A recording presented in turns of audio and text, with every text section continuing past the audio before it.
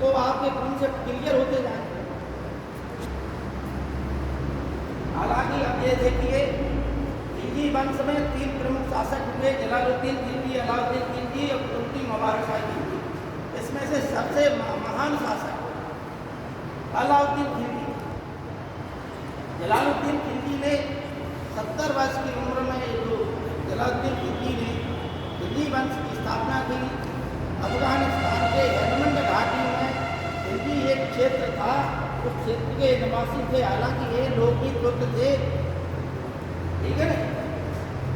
अतः जलालुद्दीन खिलजी ने जब गलवानी वंश का अंत किया तो इसको खिलजी क्रांति इतिहास में कहा जाता है, ठीक। और ये जनजातीय थे, अफगानिस्तान के रहने वाले थे, अफगानी भी इनको कहा गया। हालांकि थे तुर्क ये, इसलिए अपने नाम के पीछे खिलजी लगाते थे। अफगानिस्तान में हेलमंड घाटी में खिलजी नामक स्थान है, वहाँ के रहने वाले थे लोग। जलालुद्दीन खिलजी के समय पर 2-3 विद्रोह हुए। सिद्दी मौला का विद्रोह हुआ, मलिक छज्जू का विद्रोह हुआ। कड़ा मानिकपुर का सूबेदार था मलिक छज्जू। तो मलिक छज्जू ने विद्रोह किया, उसके विद्रोह को दबा दिया गया। और तो जो शब्द बोल रहे हैं आप लोग लिख लिया करें। मलिक छज्जू का नाम बोला, सिद्दी मौला का बोला, हमने नाम लिख लिया करें आप लोग, क्योंकि कम समय है और आपको हमने यहाँ मंगल काल तक कुछ पढ़ाना है, ठीक है ना। इसलिए जो हम चीज़ बोल रहे हैं वो चीज़ आप लोग कुछ लिख लिया करें। मलिक छज्जू को जब पकड़ कर लाया गया तो वहाँ पर उसकी दयनीय स्थिति देखकर, क्योंकि आपको पता है 70 वर्ष की उम्र में ये शासक बना था जलालुद्दीन खिलजी। अतः ऐसी स्थिति में इसका स्वभाव था दयालुता। जब उन्होंने देखा कि मलिक छज्जू बड़ी ही दयनीय स्थिति में है, जीर्ण शीर्ण कपड़े हैं, हारा थका हुआ है, अतः उसने क्या किया कि उसको माफ़ कर दिया। जबकि अलाउद्दीन खिलजी जो उसका भतीजा था, उसने कहा कि इसको माफ़ ना किया जाए, लेकिन फिर भी जलालुद्दीन खिलजी ने उसको माफ़ कर दिया। लेकिन जलालुद्दीन खिलजी सभी मुसलमानों के प्रति उदार था, हिंदुओं के प्रति भी उदार था। लेकिन उसने अपने जीवन काल में एक 5 साल का जीवन उसका कार्यकाल था, लेकिन उस कार्यकाल में उसने क्या किया,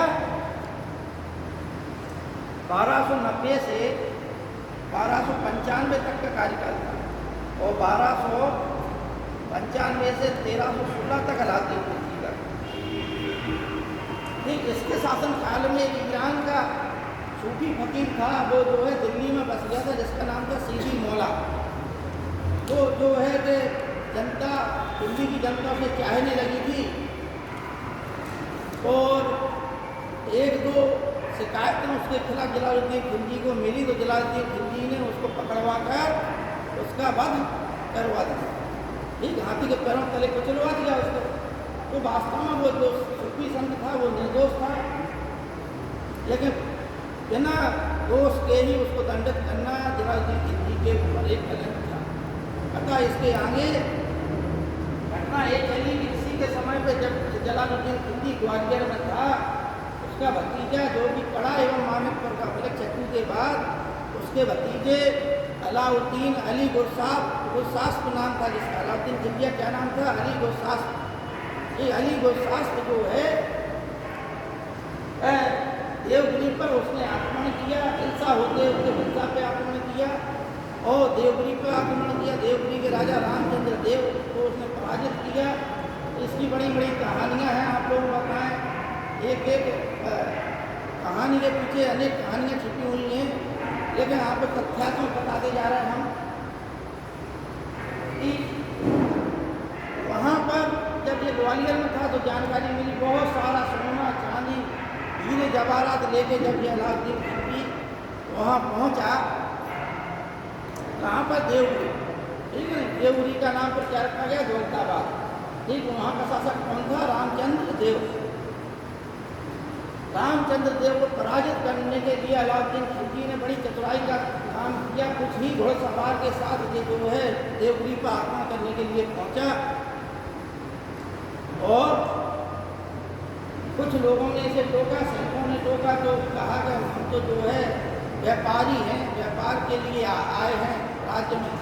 जब वहाँ रात के पास पहुँच गया तो देवगिरी का जो शासक था वो सेना लेके अपने पुत्र के साथ में, शासक देवगिरी में था लेकिन उसका पुत्र सेना लेके दूसरी जगह आक्रमण के लिए गया हुआ था। ऐसी स्थिति में जो है उसने आक्रमण कह दिया, ठीक, और ये भी खबर पहुंचवा दी कि इसके बाद जो दिल्ली की सेना आ रही है पीछे। अतः ऐसी स्थिति में वो शासक देवगिरी का शासक रामचंद्र देव घबरा गया और उसने आत्मसमर्पण कर दिया। बहुत सारा सोना चांदी लेके अलाउद्दीन खिलजी जो है गढ़ा एवं मानिकपुर पहुंचा। ये खबर जो है जलालुद्दीन खिलजी ग्वालियर में मिली। उसके जो है वजीरों ने उसे सलाह दी, मंत्रियों ने सलाह दी कि अलाउद्दीन ने अपना आपकी सुल्तान की इजाज़त के एक काम किया है, अतः अलाउद्दीन को दंड दिया जाए। लेकिन अलाउद्दीन भी बड़ा चालाक आदमी था। उसने क्या किया कि अपने भाई अरकली खां को उसने भेज दिया जलालुद्दीन के पास के। वो जो है बहुत शर्मिंदा है और आना नहीं चाह रहा इतनी शर्मिंदगी के कारण, ठीक है नहीं। अतः बादशाह स्वयं उसे माफ़ी दे दे आकर तो वो पूरा धन संपत्ति जो है बादशाह सुल्तान को दे देगा। अतः जलालुद्दीन उसके बनावटी बातों में आ गया और अपने भतीजा और दामाद, भतीजा भी था और दामाद भी था, वो उससे मिलने के लिए चल दिया गंगा नदी के तट पर। उसने कहा, फिर उसने अरकली खां को पहले ही समझा दिया था कि बता देना कि सुल्तान जो है बिना हथियार के आए, क्योंकि वो बहुत डरा हुआ है। अतः सुल्तान क्योंकि प्रेम के बस में अंधा होके जब बिना हथियार के वहाँ पहुँचा तो अलाउद्दीन ने उनके पास जो सैनिक थे उसने आदेश दिया कि जा इसका वध कर, ठीक है। और एक व्यक्ति ने उसका जो एक बहुत था साथी अलाउद्दीन खिलजी के साथ में, उसने जो है थोड़ा भौंक कर जलालुद्दीन की हत्या कर दी। जलालुद्दीन ने कहा, अरे धोखेबाज, तो वह इतनी कह के उसकी मौत। इस प्रकार से धोखे के आधार पर अलाउद्दीन खिलजी ने, देखिए इसके बारे में एक इतिहासकार है, उन्होंने कहा कि अलाउद्दीन खिलजी का प्रारंभ जो है उत्थान विश्वासघात के साथ हुआ, उदारता में उसका उत्कर्ष हुआ और आतंक में उसका, ठीक है। एक त्रिपाठी जी है, उनका कथन है, एक त्रिपाठी ऐसे कुछ नाम है, उनका कथन है कि अलाउद्दीन खिलजी का उत्कर्ष क्या हो रहा है, सॉरी उत्थान विश्वासघात में होगा, उत्कर्ष इसका विकास जो है उदारता में होगा और अंत जो है आतंक में होगा। अलाउद्दीन खिलजी तो हम लोग आज लोग देख रहे हैं, हम लोग सुन रहे हैं बहुत अच्छी। अलाउद्दीन खिलजी जो है सल्तनत काल के इतिहास का एक प्रमुख स्तंभ है। बिना अलाउद्दीन खिलजी को पढ़े हुए आप नीचे सल्तनत काल को नहीं समझ सकते, ना ही यहाँ समझ सकते, क्योंकि उसकी बहुत सी नीतियों को अनेक शासकों ने अपनाया, ठीक है ना। लॉन्ग क्वेश्चन के रूप में अलाउद्दीन खिलजी की बाजार व्यवस्था में, ठीक है ना, इसने कुछ विजय की, रणथंभौर की विजय और राजस्थान के, एक और दक्षिण भारत गुजरात की विजय की। गुजरात की विजय के परिणाम स्वरूप खंभात से एक जो है हिजड़ा मिला, इसका नाम था मलिक काफूर, ठीक है नहीं। वो हिजड़ा इतना वफादार हो गया कि उसको अलाउद्दीन खिलजी ने अपना सेनापति बना लिया। और सेनापति बनाने के बाद जो दक्षिण भारत की विजय हुई, वो दक्षिण भारत की पूरी विजय करने का श्रेय किसको जाता है, मलिक काफूर नामक उसी हिजड़े। अंत में जब अलाउद्दीन खिलजी की तबीयत खराब हुई, स्वास्थ्य खराब हुआ एकदम अंतिम समय में, तो इसी जो है अलाउद्दीन खिलजी का क्योंकि विश्वास पात्र था, तो इसी के बहकावे में आकर अलाउद्दीन खिलजी ने अपने ही परिवार के लोगों को मरवा दिया। और जब इसका अंत हो गया तो उसने जो है स्वयं शासक बनने का प्रयास किया। अलाउद्दीन खिलजी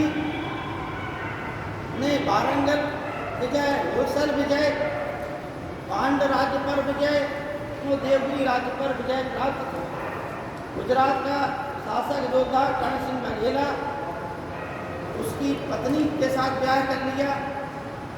वो जो है भागकर दक्षिण भारत आया देवगिरी के साथ, रामचंद्र देव के साथ में, वहाँ भी जो है आक्रमण करके इसको पराजित कर दिया गया। ठीक है, कर्ण को पराजित कर दिया गया, परास्त कर दिया गया। वहीं उसको बघेला शासक था ये कर्ण। सबसे ज़्यादा महत्वपूर्ण योगदान है सैन्य व्यवस्था, बाजार व्यवस्था। आप लोग सबसे ज़्यादा लॉन्ग क्वेश्चन आता है इसमें, ठीक है ना। अलाउद्दीन खिलजी का सिविल सर्विसेज की परीक्षा में लॉन्ग क्वेश्चन आता है। देखो लॉन्ग क्वेश्चन बता देते सल्तनत काल के, सल्तनत काल के जैसे आप लोगों को पूरी परीक्षा निकल गई आपकी, तो लॉन्ग क्वेश्चन कौन कौन से आते हैं? बलबन का राजत्व सतना, ठीक, इतना व्यवस्था, सल्तनतकालीन इतना व्यवस्था, और इतना आप लोग ध्यान रखिए प्रशासनिक व्यवस्था सबकी आती है। यानी सल्तनतकालीन प्रशासनिक व्यवस्था, मौर्यकालीन, गुप्तकालीन प्रशासनिक व्यवस्था, सल्तनतकालीन, मुगलकालीन प्रशासनिक व्यवस्था और शिवाजी की प्रशासन, इतने जो है प्रशासनिक व्यवस्था से संबंधित क्वेश्चन प्रशासन से अकेले आते हैं। बलबन का राजत्व सिद्धांत लॉन्ग क्वेश्चन में आता है। अलाउद्दीन खिलजी की बाजार व्यवस्था आती है। इसके बाद मोहम्मद बिन तुगलक की योजनाएं आती हैं। इसके बाद मोहम्मद बिन तुगलक को पागल सुल्तान, विरोधी तत्वों का मिश्रण और धनवानों का राजकुमार आदि उपाधियों के साथ इसका निरूपण किया गया। जब तुगलक हम अभी पढ़ा रहे हैं, अभी पता चल जाएगा, तो इस भरोसा तुगलक की ग्रह भी इतने क्वेश्चन जो है आपके लॉन्ग क्वेश्चन इसमें से बनते हैं। अब बाजार व्यवस्था क्या है हम लोग देख रहे हैं, प्रैक्टिकली बात बता रहे हैं आप लोगों को कि आप लोगों ने देखा होगा कि हर वस्तु का मूल्य जो है बढ़ता जा रहा है, बढ़ता जा रहा है कि नहीं बढ़ता जा रहा, ठीक है ना भाई। जब आप बच्चे थे तब आलू का क्या मूल्य था, ठीक, और आज आलू का क्या मूल्य है, समझना बात। मतलब प्रत्येक वस्तु का मूल्य जो था वो अपने से कई गुना आज बढ़ गया, ठीक है। 96-97 में जो प्राइमरी मास्टर होते थे उनको जो है वेतन मिलता था 2,500, ठीक है, 2,500-3,000 से प्रारंभ होता था। आज वो वेतन बढ़ के 30,000 से प्रारंभ हो रहा है, ठीक। बात हम क्या समझाने चाह रहे हैं आपको समझना अच्छे से। हम ये समझाने चाह रहे हैं कि भाई वेतन बढ़ गया, खाद्यान्न के मूल्य बढ़ गए, और मूल्य की जो कीमत है, पैसे की जो कीमत है वो घट गई। क्योंकि पहले जो है हम लोगों ने भी देखा है, मतलब हमने देखा है, अभी हम भी इतने पुराने नहीं हैं, कि 5 पैसे तक चलते थे, ठीक है ना। 5 पैसा चलता था, पैसे से प्रारंभ होती थी कहानी, और उसकी वैल्यू थी। अब सरकार ने क्या किया, 25 पैसा तक घटा दिया, खत्म कर दिया। 50 पैसे के भी दर्शन नहीं होते।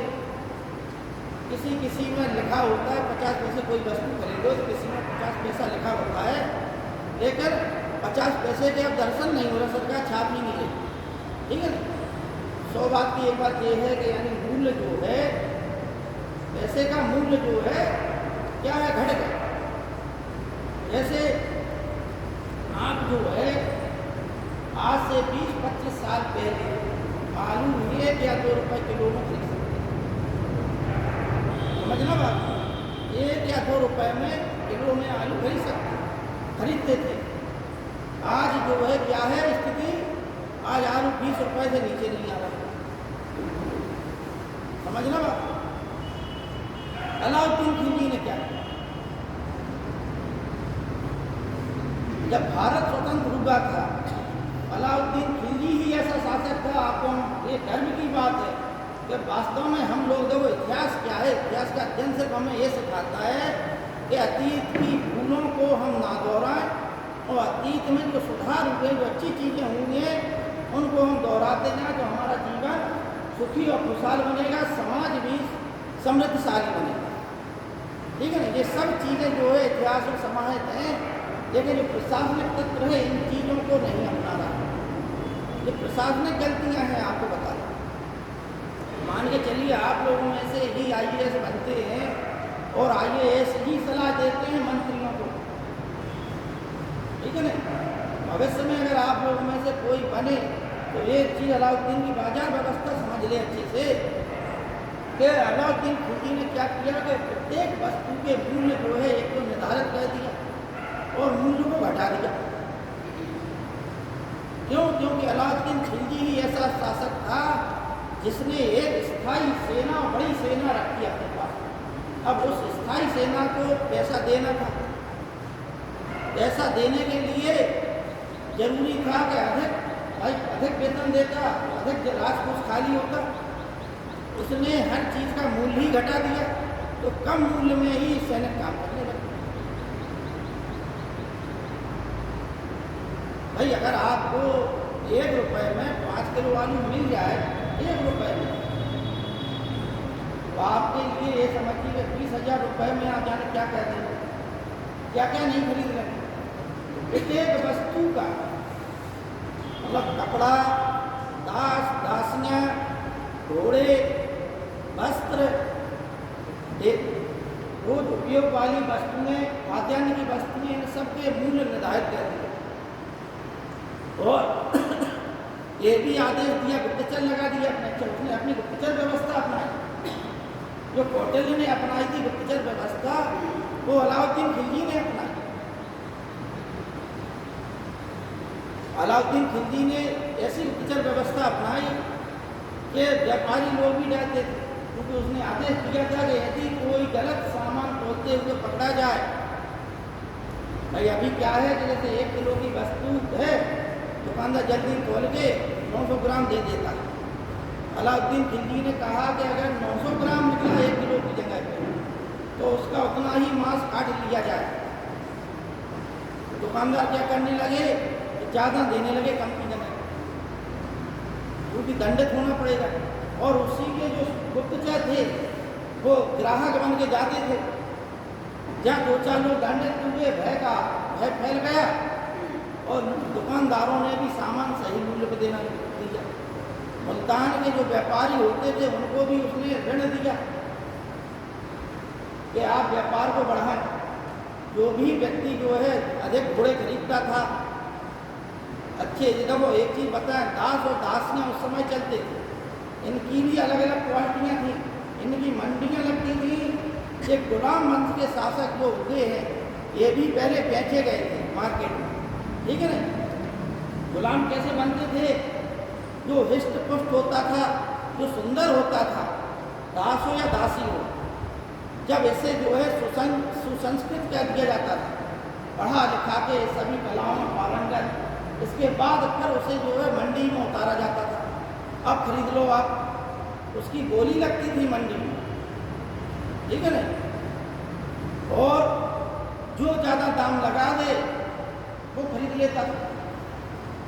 तो अलाउद्दीन खिलजी के गुप्तचर इस चीज़ की प्रतीक्षा करते थे कि कौन व्यक्ति घोड़ों को खरीद रहा है, अच्छे हिष्टपुष्ट घोड़े होते थे उनको खरीद रहा, कौन जो है दास दासियों को अधिक कीमत में खरीद रहा। तो जो खरीद रहा है उसकी जांच पड़ताल होती थी, इसके पास उतना धन आया कहाँ से, ठीक है ना। जैसे आजकल इनकम टैक्स वाला है सिस्टम, अच्छा इसने राशनिंग व्यवस्था काल में अकाल जब पड़ता था तो उस समय राशनिंग व्यवस्था प्रारंभ करने वाला शासक कौन था? अलाउद्दीन खिलजी। हालांकि इसका कुछ समय के लिए दिमाग भी घूम गया। इसने सोचा कि हम जो है सिकंदर की तरह विश्व विजय अभियान करें, ठीक है ना। और एक दो विचार इसके दिमाग में आया, एक तो सिकंदर की तरह विश्व विजय करें और एक हजरत मोहम्मद साहब की तरह कोई नया धर्म का प्रारंभ करें।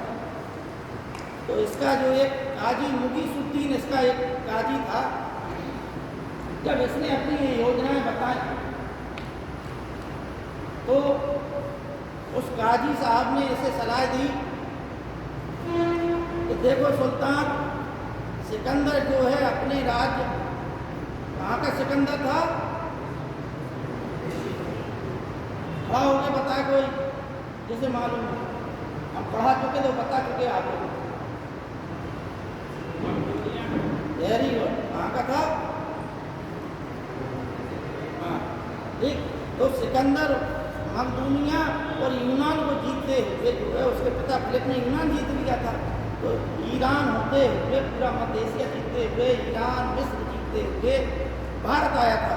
करीब भारत में आते समय 2-2.5 वर्ष का समय हो गया था। उसको अपने राज्य को छोड़े थे, लेकिन उसके पास जो है उसके राज्य की व्यवस्था करने वाला एक योग्य व्यक्ति था जो उसका गुरु था, जिसका नाम था अरस्तु। तो मुगीसुद्दीन, काजी मुगीसुद्दीन ने उसे सलाह दी कि सुल्तान जो है आपके पास ऐसा कोई वफादार नहीं है कि आप विश्व विजय पर चले जाएं और यहाँ आपका राज्य सुरक्षित रहे। अभी भारत देश को ही जीतना अभी पहला कार्य है आपका, अतः भारत देश को ही जीता जाए। तो ये योजना भी उसने त्याग दी। दूसरी नए धर्म की बात रखी उसने, तो नया धर्म की उसने सलाह दी काजी ने कि कोई भी आज तक संसार में कोई भी जो राजा हुआ है उसने नया धर्म नहीं चला पाया, अतः आप ही ये, और अगर आप नए धर्म चलाने की कोशिश करेंगे तो राज्य में ही विद्रोह हो जाएगा, मुस्लिम मुल्ला मौलवी आपके विरोध में खड़े हो जाएंगे, अतः ये योजना भी आप जो है त्याग दें। सिकंदर से इतना प्रभावित था ये कि उसने जो है अपने सिक्कों पर सिकंदर द्वितीय सानी की उपाधि से सिक्के चलवाए। उसके सिक्कों पर मिलती है उपाधि, ठीक है नहीं। अमीर खुसरो और अमीर हसन बलबन के जो बड़ा मोहम्मद लड़का था, मोहम्मद के शासन काल में उसके राज्य में आए थे दोनों, अमीर हसन और अमीर खुसरो। अमीर हसन देहलवी जो क्या बोलते गजल गायक था, ठीक है ना। और अमीर खुसरो जो उस समय का सबसे बड़ा विद्वान, संगीतकार, गीतकार, पहेलियाँ हैं, जो पहेलियाँ नहीं पूछी जाती हैं उस प्रकार की पहेलियाँ करने वाला। और इसने हर शासन काल में, सबका शासन काल देखा इसने, तुगलक काल तक शासन देखा, मोहम्मद बिन तुगलक के शासन काल तक, वहाँ तक इसने शासन देखा और वहाँ तक का इसने अलग अलग किताबें लिखी। इसकी 4-5 किताबें महत्वपूर्ण हैं जो आप लोगों को पढ़ो, ठीक है ना।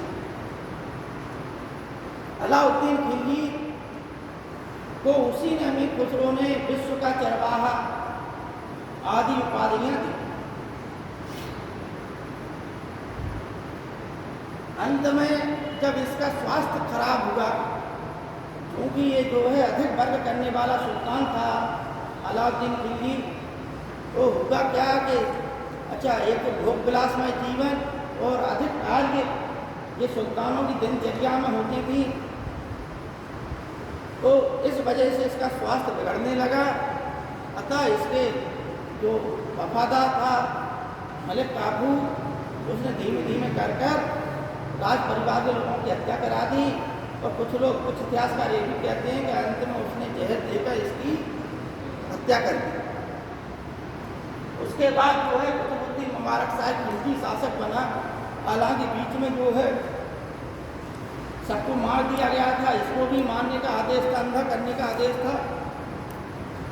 जो अंधा करने के लिए सैनिक पहुंचे थे उन सैनिकों को इसने प्रलोभन दिया तो ये अंधा होने से बच गया। अंत में जब मलिक काफूर की हत्या कर दी गई तो ये है कुतुबुद्दीन मुबारक शाह खिलजी ये नाम से शासक बना।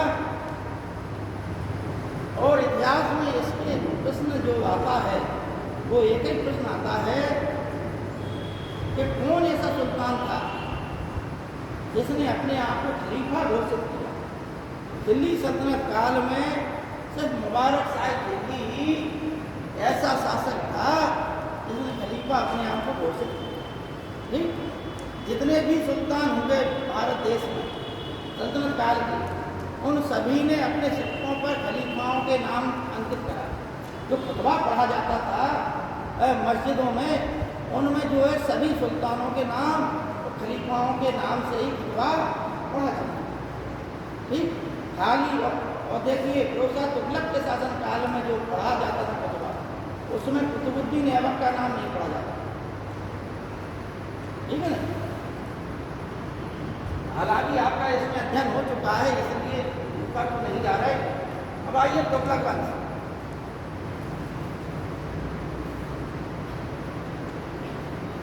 गयासुद्दीन तुगलक, जिसका नाम था गाजी मलिक, ये उत्तर पश्चिमी सीमा पर जो है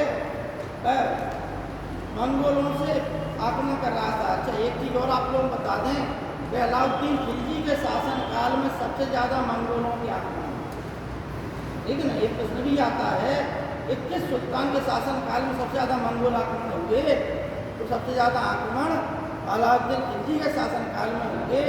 और इसके जो वफादार थे, एक इसका वफादार था जफर खान, ठीक है ना।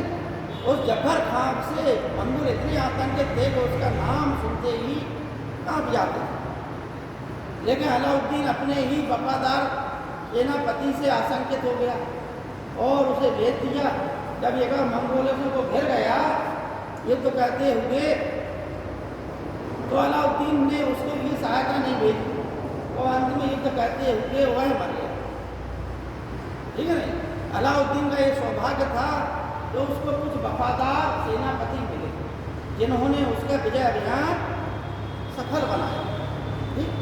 तो अलाउद्दीन खिलजी के समय पर मंगोल आक्रमण, आप लोगों को बता दें कि मंगोलिया क्षेत्र था। आप लोगों को गुलाम वंश से पढ़ाया गया होगा कि 1229 में चंगेज खान ने 1221 की बात है, चंगेज खान ने भारत पर आक्रमण करने का प्रयास किया, क्योंकि चंगेज खान ने ख्वारिज्म पर आक्रमण किया। वहाँ का जो शासक था जलालुद्दीन मंगबरनी, वो भागकर क्या कहाँ आ गया, इल्तुतमिश के राज्य में। उसने इल्तुतमिश से सहायता मांगी। इल्तुतमिश ने उसको सहायता नहीं दी, क्योंकि इल्तुतमिश जानता था कि यदि हमने सहायता दी तो चंगेज खान जो है हमारे ऊपर आक्रमण कर देगा। जलालुद्दीन मंगबरनी जो है और दिल्ली सल्तनत छोड़ के भाग गया और चंगेज खान भी उसका पीछा करते हुए भारत पर उसने आक्रमण नहीं किया। अब आप आइए चंगेज खान पर। चंगेज खान के बारे में सुना है आप लोगों ने, जीवन परिचय सुना है, कहानी सुनी है चंगेज खान की? अच्छा, कितने लोग हैं जिनने कहानी नहीं सुनी? बहुमत क्या, ठीक है। शॉर्टकट में 2 मिनट में बता देते हैं कि चंगेज खान जो है अपने कबीले का सरदार था, मुखिया था। उसका पिता भी मुखिया था। पिता के मरने के बाद वो भी मुखिया बना, आराम से अपना खुशहाल जीवन व्यतीत कर रहा था। एक दिन वो जो है शिकार खेलने गया तो किसी बगल वाले कबीले ने उसके कबीले पर आक्रमण कर दिया और उसकी पत्नी को उठाकर ले गए। जब चंगेज खान आया शिकार खेल के तो उसको ये बड़ा दुख हुआ, वो चूँकि अपनी पत्नी से बड़ा प्रेम करता था, अतः उसने उसका भी अपने जो है सैनिकों को तैयार किया और उस कबीले पर आक्रमण कर दिया, अपनी पत्नी को छुड़ाया। यहाँ से चूँकि उसने जो है जब विजय का स्वाद उसे मिला तो फिर जो है वो जीतते जीतते उसने पूरा मध्य एशिया और यूरोप का भी कुछ भाग, इतना बड़ा साम्राज्य था, कर लिया उसे। ये चंगेज खान का वास्तविक नाम तेमुजिन था। चंगेज खान उसकी उपाधि थी, ठीक है ना। और अपने राज्य में उसने नियम कायदे कानून बनाए, इसलिए मंगोलिया के लिए चंगेज खान महान था। चंगेज खान उसकी उपाधि थी। वही जो है वो एक आंधी की तरह आया और जहाँ भी जितने लोग मिले उस समय जो है उसने, आप लोगों को एक बात बता दें, अपने समय पर चंगेज खान ने करीब करीब 13 करोड़ के आसपास जनसंख्या, जहाँ जहाँ गया वहाँ पर उसने 13 करोड़ की जनसंख्या का नरसंहार किया। ये 13 करोड़ जनसंख्या मारी। और आज और जहाँ भी जितनी भी स्त्रियाँ होती थी उनसे वो ब्याह कर लेता था, ठीक है ना, अपने हरम में रख लेता था। तो आज उसकी चंगेज खान की अकेली संतानें 11 करोड़ के आसपास, अकेले चंगेज। तो ऐसा शासक हुआ वो। लेकिन उसने देखिए कोई भी शासक हो उसकी महानता इस चीज़ में है कि वो उसने काम क्या, तो जनता के लिए उसने अपने कबीले में एक व्यवस्था स्थापित की, कानून बनाए। और उसी मंगोल वंश में का 14वां वंशज बाबर भी इस पर वो करता था। भारत में जो है 2 आक्रमण हुए तुगलक काल में। तैमूर लंग का आक्रमण हुआ, जिसका दाहिना शरीर थोड़ा कमजोर था। तैमूर लंग 1398 में तुगलक काल में हुआ, जिसकी राजधानी समरकंद थी। ये प्रश्न परीक्षाओं में आता है कि तैमूर लंग की क्या थी, तैमूर लंग की राजधानी समरकंद थी, ठीक है ना। और समरकंद कहाँ है इस समय? उज्बेकिस्तान, ठीक। और उज्बेकिस्तान में ही तैमूर का 5वां वंशज बाबर था, उसका पिता 4था वंशज था। तो तैमूर लंग का 5वां वंशज होने के कारण तैमूर लंग की कहानी ये थी कि उसका दाहिना जो अंग है वो कम सक्रिय था, एक पैर से लंगड़ा था। और देखिए आप, एक पैर से लंगड़ा होने के कारण भी 1398 में उसने भारत पे आक्रमण किया और एक गड़रिये के रूप में जीवन व्यतीत किया था इसने। लेकिन 1398 में इसने जब भारत पे आक्रमण किया तो दिल्ली पर उसने अधिकार कर दिया, ठीक है ना। और एक हाथ से ही ये तो करता था। आप लोगों ने देखा हो जो विकलांग होते एक पैर से, उनका देखा हो कि वो एक हाथ उनका बड़ा बलवान होता, ठीक है, क्योंकि एक हाथ पैर पे लगाते हैं और एक हाथ से वो काम करते हैं, इसलिए वो हाथ जो है बड़ा मजबूत हो जाता है, ठीक। जिस अंग का आप डार्विन का नियम नहीं पढ़ा होगा आप लोगों ने, कि जिस अंग का आप प्रयोग ज़्यादा करेंगे वो अंग जो है आपका मजबूत हो जाता है, ठीक है। अब डार्विन पर ना जाने, डार्विन से अलग कहानी है। गयासुद्दीन तुगलक जो है ऐसा शासक था जिसके समय पे नहरों का निर्माण हुआ। तो नहरों का निर्माण करने वाला शासक कौन था? गयासुद्दीन। भारत में सल्तनत काल में सिंचाई के लिए नहरों का सर्वप्रथम निर्माण करने वाला शासक अगर कोई था तो वो था गयासुद्दीन तुगलक, ठीक। अब आप इसके समय पे, गयासुद्दीन तुगलक के समय पे, क्योंकि अलाउद्दीन खिलजी ने क्या किया गया कि एक बाजार व्यवस्था अपनाई थी, भूमि की नाप कराई थी, पृथ्वी विश्वा भूमि कराई थी, ठीक है ना। और आप लोगों ने पढ़ा होगा खराज, खम्स, जकात और जजिया। एक कुरान शरीफ में जो है 4 कर बताए गए हैं, खराज, खम्स, जकात और जजिया, ठीक। तो जो खम्स है उसका ये उद्देश्य था कि अधिक भाग जो है, खम्स माने लूट का माल, ठीक। उस लूट के माल को, अधिक माल को जो है सैनिकों में बांट दिया जाता था, 1/4 और 1/5 और 4/5, ठीक है ना। लेकिन हुआ क्या कि मोहम्मद बिन तुगलक और अलाउद्दीन खिलजी 2 ऐसे शासक हुए जिन्होंने अधिक भाग जो है, क्योंकि अलाउद्दीन खिलजी नगद वेतन देता था तो लूट का माल वो जो है अपने राजकोष में जमा कर लेता था। और भूमि को इसने नाप कराई और 50% कर रखा। घरी कर, चरी कर भी लगाया था अलाउद्दीन खिलजी ने, घर पे कर, चारा गाय का कर, ये भी। लेकिन 50% कर देने के बावजूद भी किसानों ने विद्रोह नहीं किया। इसने क्या किया गयासुद्दीन तुगलक ने कि इसने जो बटाई व्यवस्था है, ठीक है ना, बटाई व्यवस्था बनाई। बटाई व्यवस्था जानते हो, खेती में मतलब किसान अगर होंगे बच्चे तो आपने देखा होगा बटाई 2-3 प्रकार की होती है। एक खेत बटाई, एक लाख बटाई, एक रास बटाई, ठीक। जानते हैं आपको भाई खेती वाले कितने लोग हैं? आप ये 3 चीजें जानते हैं आप? हाँ, देखो खेत बटाई जानते हैं आप लोग, ठीक। लेकिन खेत बटाई कैसी होती थी उस समय? बटाई का मतलब है कि राज्य ने या व्यक्ति ने जो है अपना खेत दे दिया, ठीक। जब फसल पक गई तो आधा खेत तुम्हारा, कहीं से भी ना तो आधा खेत तुम्हारा, अपना अपना काटो, अपना अपना करो, ठीक है। ये क्या हो गई? खेत बटाई। अब आइए लाख बटाई।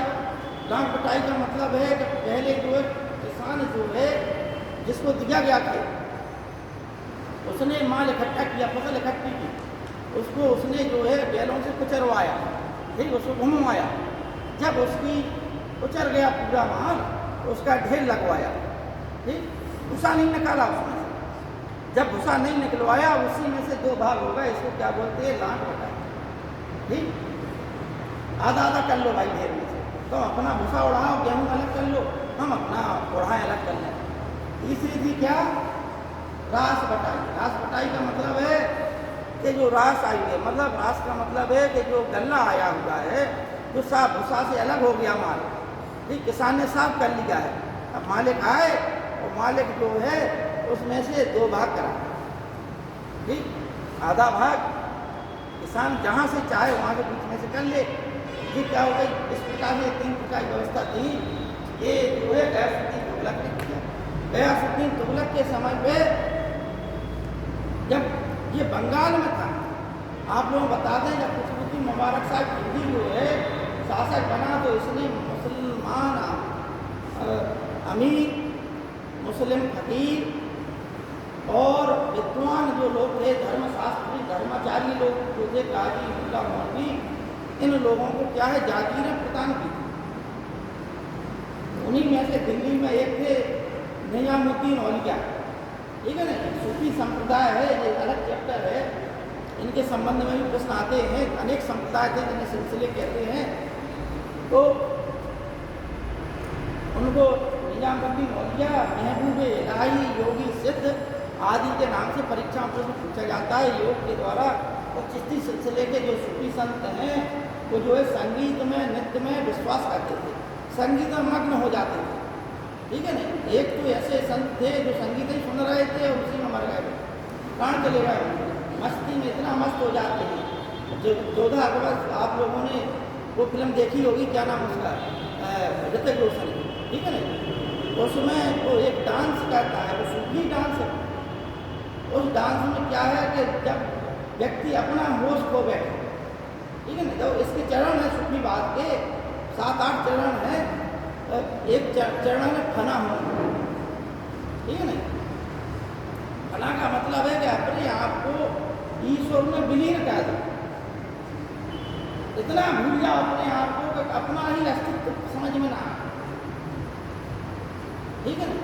जब अपना अस्तित्व ही समाप्त हो जाए, उस अवस्था को कहते हैं फना हो जाए, ठीक। तो वो नृत्य है, जब नृत्य कहता है व्यक्ति सूफियों में, वो नृत्य की शैलियाँ अलग हैं। जो आजकल जो डांस शैलियाँ चलती हैं वो इंग्लिश डांस है, ठीक है ना। भारतीय डांस अलग है, आप लोग पढ़े होंगे तो देखे भी हैं, मोहिनी अट्टा में, भरतनाट्यम में, ये कथक है, कुचिपुड़ी है, ये सब क्या है, भारतीय है, ठीक है। ये ब्रेक रेक डांस क्या है, ये सब क्या है, इंग्लिश डांस है, ठीक। तो उसमें नृत्य और संगीत के द्वारा जो है अपने आप को विलीन कर देते, ईश्वर में अपने आप को भूल जाते हैं। उस अवस्था को ही फना की अवस्था कहते हैं, ठीक, फना और बका की अवस्था। गयासुद्दीन तुगलक ने जितने भी सूफी संत लोग थे उनसे कहा कि भाई हमारा जो है राज्य की ओर से जो जिसको जागीरें दी गई थी, जो धन दिया गया था, वो धन और जागीर जो है दिया जाए। निजामुद्दीन औलिया के पास भी संदेश भेजा गया। उस समय जो है गयासुद्दीन तुगलक बंगाल विजय के लिए गया हुआ था। उसी समय अलाउद्दीन खिलजी ने संदेश भेजा कि भाई हमारे पास जो दिया गया था, हम तो संत लोग हैं, फकीर लोग हैं, हम धन तो जो है एक सड़ी हुई चीज, चिश्ती संप्रदाय में धन को सबसे गंदी और सड़ी हुई चीज माना गया है, क्योंकि धन से ही सब विकार उत्पन्न होते हैं, ठीक है। एक धन और एक राजपद, इन 2 चीज़ों के चक्कर में ना पड़ो। चिश्तियों का ये कहना है, ये लोग त्यागी होते थे, फकीरात में जीवन व्यतीत करते थे, जो मिल जाए उसमें आनंद बना, ठीक है ना। तो देखिए कुछ ऐसे आप लोग बता दें, कुछ चीज़ें ऐसी होती हैं कि जो हमारे बुद्धि विवेक पे जब हम उस स्तर पर पहुँच जाते हैं तब समझ में आता है। अभी आप लोग जिस स्तर पे हैं, आप लोगों को ये जो फना है, जो बका है, जो समाधि है, ये चीज़ें हो सकता है कुछ लोगों को खराब लगता है, ठीक है ना। लेकिन जब आप जो है नैराश्य की स्थिति में, जब आप वैराग्य की स्थिति में होंगे, जब कुछ दुख शोक संतोष जो है पैदा होंगे, तब आपको इन चीज़ों में ही आनंद मिलेगा। अंतिम अवस्थाएं होती हैं, ठीक है ना। कुछ लोगों के जीवन में, संसार में जितने भी महान लोग हुए, ज़्यादातर को देखिए दुख आए हैं जीवन में, संघर्ष किया है जीवन में, और फिर उसी दुख ने उनके व्यक्तित्व का निर्माण किया और उस व्यक्तित्व के आधार पर महान शासक हैं। तो ये जो लोग चिश्ती संत हैं, धन को एक सड़ी हुई वस्तु समझते थे, तो निजामुद्दीन औलिया ने कहा कि धन जो है सड़ी हुई चीज़ है, हमारे पास जैसे दिया था हमने वैसे ही जनता को लौटा दिया, जनता में बांट दिया, हमारे पास कुछ नहीं है, ठीक है ना। तो गयासुद्दीन तुगलक ने कहा कि तो तुम दिल्ली छोड़कर भाग जाओ और हम तुम्हें दंडित करेंगे। तो निजामुद्दीन औलिया ने कहा था कि हिनिज दिल्ली दूर है, दिल्ली अभी दूर है, ये नारा आज भी दिया। दो नारे दिए जाते हैं, एक तो दिल्ली चलो और दिल्ली अभी दूर है। दिल्ली अभी दूर है का मतलब है ये मुहावरा भी सिद्ध हो गया, ठीक है ना। दिल्ली अभी दूर है का मतलब है कि राज सत्ता से अभी तुम दूर हो, पावर से अभी शक्ति से दूर हो, कहा जाता है, ठीक है ना। एक किसने कहा था? निजामुद्दीन औलिया, जिसे महबूब इलाही और योगी सिद्ध कहा। देखिए, जो वास्तव में धन से प्रेम ना करे, जो ईर्षा दोष घृणा मत्सर इन चीज़ों से दूर रहे, दूसरों की बुराइयों से दूर रहे, घृणा ना हो, ईर्षा ना हो, तो उसकी वाणी जो है ब्रह्मवाणी हो जाती, ठीक है ना। प्राचीन समय में आप लोगों ने कहानियाँ पढ़ी होंगी कि ऋषि ने श्राप दे दिया, ये ऋषि ने श्राप दे दिया, दुर्वासा जी बहुत क्रोधी थे, वो श्राप ही देते रहते थे, ठीक है ना। लेकिन उनकी श्राप जो है लगते भी थे, उन्हें श्राप दिया नहीं कि उधर बात सत्य हो गई।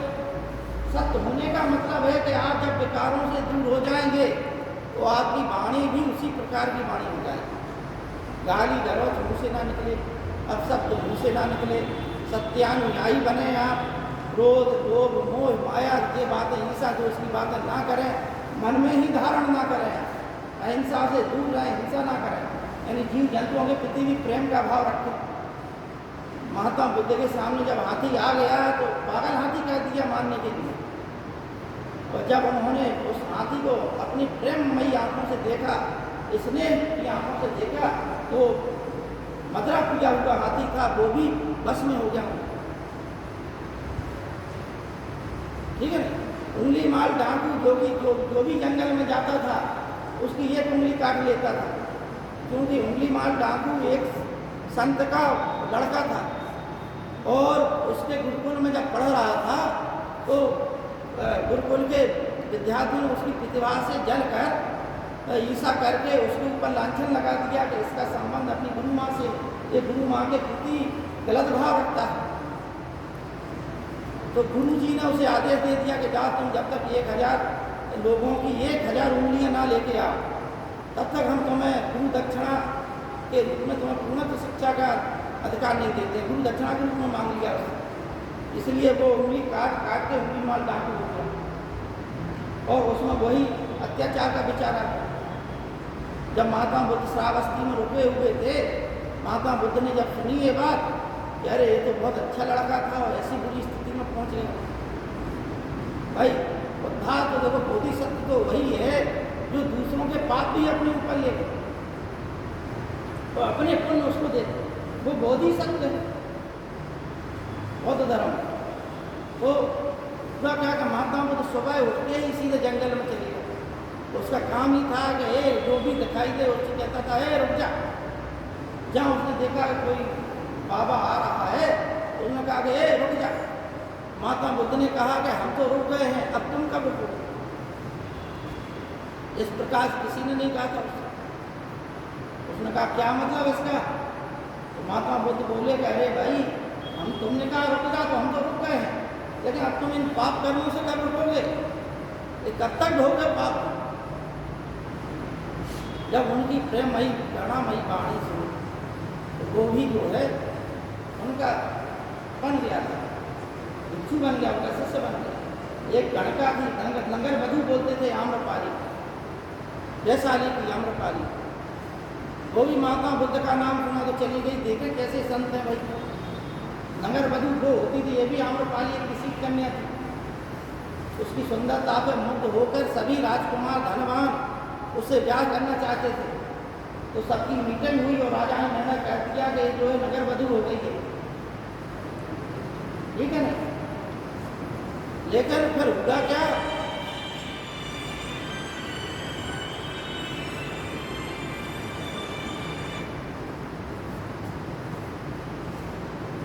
जब वो महात्मा बुद्ध के वचन सुने उसने, वो भी भिक्षुणी बन गई। उसके पास जितनी धन दौलत थी सब महात्मा बुद्ध के चरणों में अर्पित करके भिक्षुणी जीवन व्यतीत करते हुए अपने जीवन को सार्थक कर दिया। ऐसी ही वाणी संतों की होती है। जब इन्होंने कहा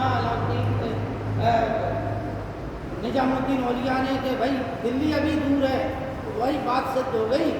यहाँ पर जब गयासुद्दीन तुगलक दिल्ली के पास अफगानपुर, दिल्ली के नज़दीक एक गाँव है अफगानपुर में ठहरा हुआ था। उसका जो बड़ा लड़का था जूना खां, जिसको उर्दू खां भी कहते हैं, वो निजामुद्दीन औलिया का शिष्य था, ठीक है नहीं, पढ़ा लिखा था, सब कुछ था। तो उसने उनके लिए लकड़ी का एक महल बनवाया गयासुद्दीन तुगलक के लिए। वो जो जुड़ा और जब हाथियों ने प्रवेश किया तो वो महल जो है बड़बड़ा कर गिर गया। तो उसी लकड़ी के महल के नीचे दबकर गयासुद्दीन तुगलक की मृत्यु हो गई। यानी दिल्ली तक वो नहीं पहुंच पाया, दिल्ली के पहले ही मर गए, ठीक। अतः जो जिनकी देखो दो बातें हैं, जो संतों की वाणी विश्वास रखते हैं उन्हें ऐसा लगेगा, और जो संतों की वाणी विश्वास नहीं रखते, जो प्रैक्टिकल यथार्थवादी हैं, उन्हें लगा ये षड्यंत्र था।